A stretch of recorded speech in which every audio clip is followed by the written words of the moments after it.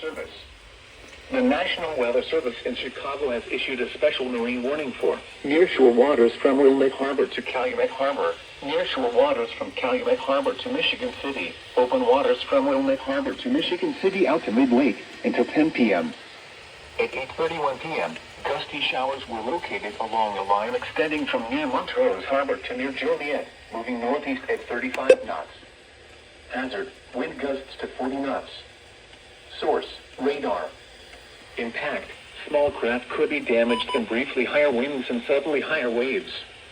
Locations impacted include Harrison Beaver Crib, Calumet Harbor, Indiana Harbor, 31st Street Harbor, Montrose Harbor, Monroe Harbor, Burns Harbor, Benham Harbor, Marina Shores at Dune Harbor, Hammond Marina, Jackson Park Harbor, and Deuceable Harbor.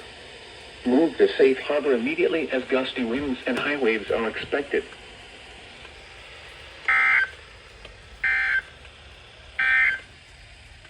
Here is the forecast for the Chicago metropolitan area.